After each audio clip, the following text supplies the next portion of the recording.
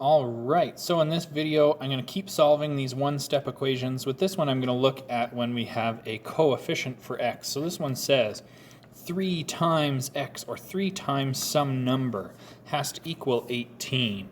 So with this one, kind of like how I did in the video, I was splitting it into 3 equal rows. That's really what I want to be doing, is trying to split 18 into 3 equal groups. Now, 3 times a number, the opposite of multiplying a number by something, is to divide by that same number. So what I'm going to do is I'm going to divide both sides by 3. Now this looks a little weird to write 3 divided by 3. So I'm going to write like this. I'm going to write it almost like a fraction, because I want you to remember that line in a fraction means to divide. Okay, and I'm going to do that very purposefully, because as your numbers get more difficult, as we start working with more complicated variables in algebra, we're going to be using this much more than we will use a division symbol. Okay, so I'm going to work with this using kind of my fraction notation. So remember, the line in a fraction means to divide. Like we have with our other equations, on both sides of the equal sign, we need to do the same thing. We need to treat the left and the right equally. So what we do to one side, we must do to the other side as well. So I'm going to divide both sides by 3. Well, 3 divided by 3, that's just 1, right? Anything divided by itself is just 1. And now I'm left with 1x. Well, if I only have 1x, I don't need to write the 1 in front of it. I just write x, because if I didn't have any x's, I would put a 0. But I have one of them, so I just write an x down. The only time I need a number is if I have more than 1x. Okay? On the other part here, 18 divided by 3, well, that's just 6. Okay? Like we did with our other one-step equations, is we need to be verifying. Okay, so again, I'm going to check that 6 is in fact the right answer. And what I do is I start off with my left and my right side separately. Okay, I treat them separately. So I'm going to look at this one here, and instead of writing 3x, I'm going to take the value of 6 and put it back into my equation. So remember, when you substitute in, put it in a set of brackets.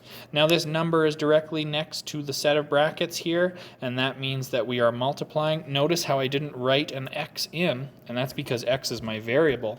So I make sure that I substitute in using a set of brackets.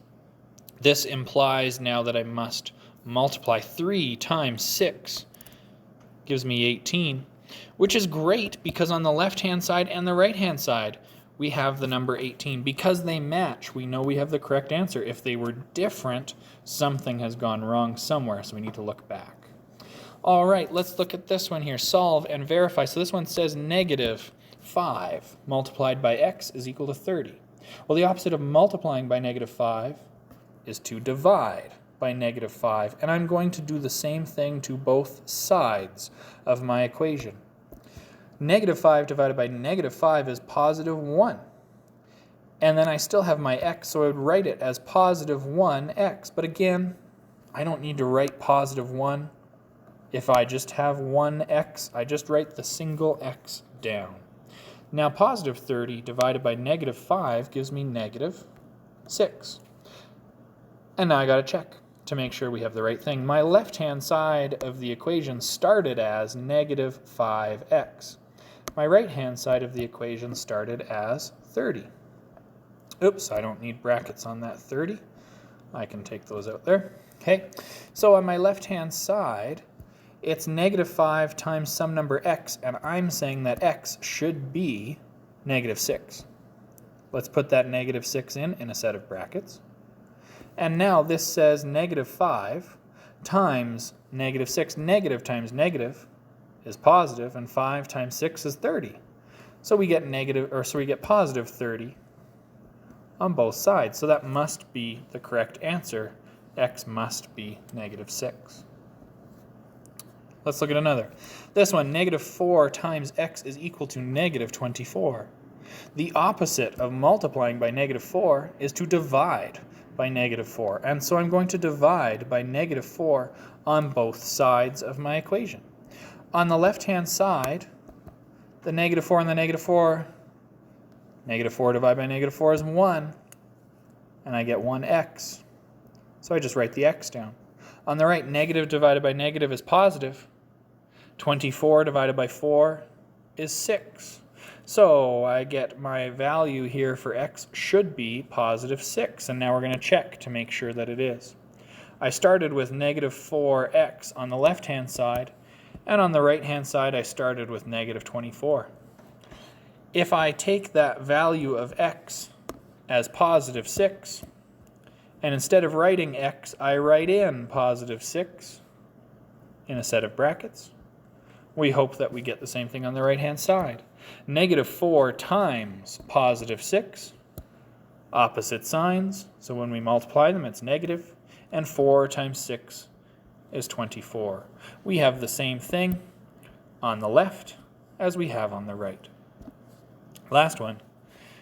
Okay, so I've got positive 7x is equal to negative 56. That means 7 times some number gives me negative 56. The opposite of multiplying by 7 is to divide by 7, which I will do on both sides of the equal sign. Both sides are divided by 7. On the left-hand side, I'm left with x only. On the right-hand side, negative 56 divided by positive 7, so negative divided by positive is negative. 56 divided by 7 gives me 8. I'm going to verify that that's the right solution. On the left-hand side, I started with 7x. On the right-hand side, I started with negative 56. On the left-hand side, I'm going to change x from being x, and I'm going to change it to what we said is negative 8. That should be the correct answer. Positive times negative gives me negative. 7 times 8 is 56. And we have the same thing on both sides. Okay? All right, there we go.